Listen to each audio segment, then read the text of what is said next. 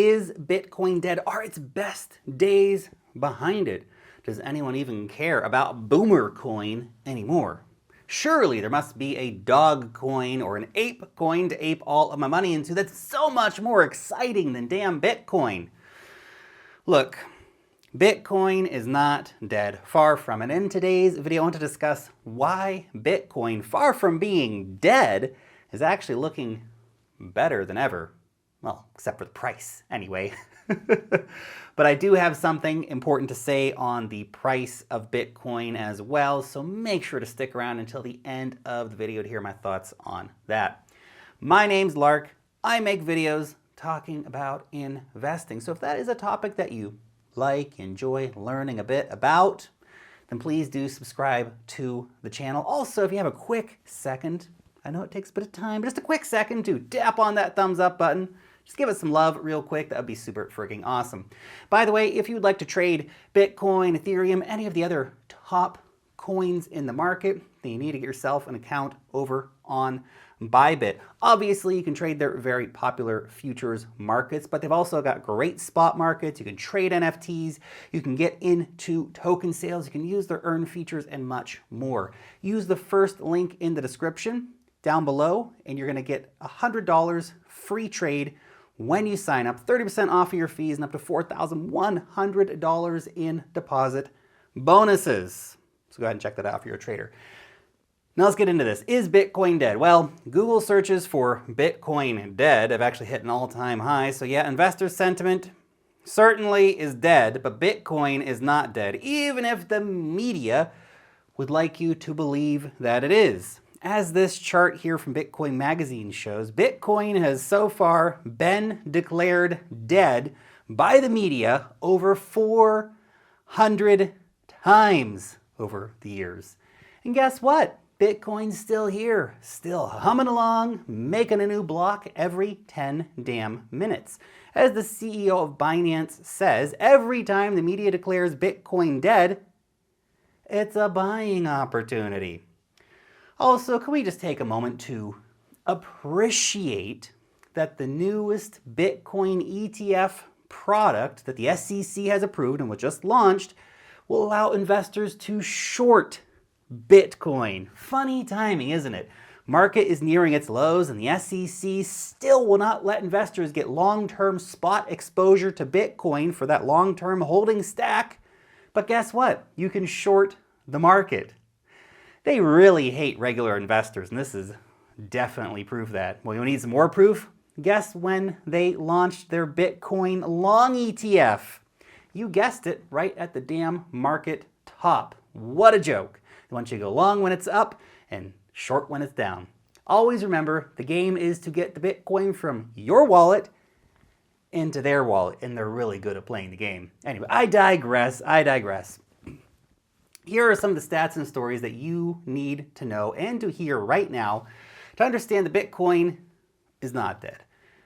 Far from it, in fact. First off, let's take a look at the network, which has basically never been more secure than it is right now. We have more than doubled the total hash rate for Bitcoin in the last year. Now that is the computing power that's securing the network. Now this is the biggest and the most powerful and the most secure computer network in the world by a long shot. I would not fade that level of security and commitment by miners. Bitcoin wallets also continue to grow all the time, and the number of people holding at least one Bitcoin has actually now passed 866,000. Now the number will probably be higher if we actually consider those people who are probably still holding, their one Bitcoin on an exchange account, so they don't actually have addresses being counted by the blockchain at this time. And the total number of addresses holding 0.01 Bitcoin has now passed 10 million addresses. That's crazy. And here's a cool fact as well. Since the start of the month, 18,633 new addresses have been added to the network that hold at least one Bitcoin. So it seems a lot of people understand that Bitcoin is on sale right now. Bitcoin's not dead right now. They took the opportunity to join the One Bitcoin Club. They got their moon ticket secured. Congratulations. If that is you. I also want to show you this 65% of Bitcoin, representing around 25% of the entire market cap of all cryptocurrencies, has not moved in over a year. Those are the diamond hand, laser eye holders. They're not selling. Those are the people with the strongest conviction, the people who deeply understand what Bitcoin is all about. They're in it for the long run. Those people apparently do not think the Bitcoin is dead. In fact, investors see Bitcoin as being so not dead that a recent Bank of America survey showed that 90% of investors actually plan to buy more cryptocurrencies this year, not to capitulate and sell. Long-term thinking is key in these markets. You're either an investor or an overnight gambler. Let's look at Bitcoin layer 2 as well. We also see that, far from being dead, the Lightning Network is growing. In fact, Lightning Network capacity continues to grow all of the time. In fact, it surged during the market downturn as adoption continues to grow, particularly in developing regions like El Salvador, which is a big user of the Bitcoin Lightning Network. Hardly seems like a dead coin when we have adoption surging on level 2. And what about other kinds of adoption, like retail adoption? Well, market up, market down, adoption stories continue to roll in. In just the last few weeks, we've had a whole bunch of stories come in again. For example, luxury watchmaker Hublot will be accepting Bitcoin in exchange for their watches. Probably spent some dirty fiat on watch personally. Not my Bitcoin, but anyway, if you want to. We also have Spanish airline Vueling, which will start accepting Bitcoin for travel on their planes. That's pretty cool. And hey, bear market in full swing. It's good to see a budget airline actually adopting Bitcoin for some broke-ass Bitcoiners who can't afford to fly first class anymore. Anyway, retail adoption is nice. Retail adoption is continuing all the time. We've covered 150, 200 stories in the last year about it. But what will really move the needle are stories like this one coming out of the USA.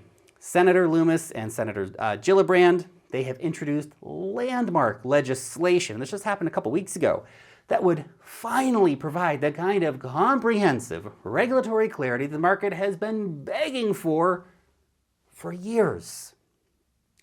Because obviously, when something is about to die, that's when you bring in lots of common sense, sweeping regulations to encourage the industry and to protect investors. Duh. No, obviously Bitcoin is not dying. In fact, when this regulation gets passed, it could be the spark that lights a whole new bull run. And finally, you may be thinking, well, Lark, look, come on, man. That's all great. Nice. But really, who cares? The price is down and that's all that matters. Therefore, Bitcoin sucks. Bitcoin's a huge scam. I'm an idiot for having bought it. I'm out. Yeah, I know. I know, we've all been there. Bear markets are tough.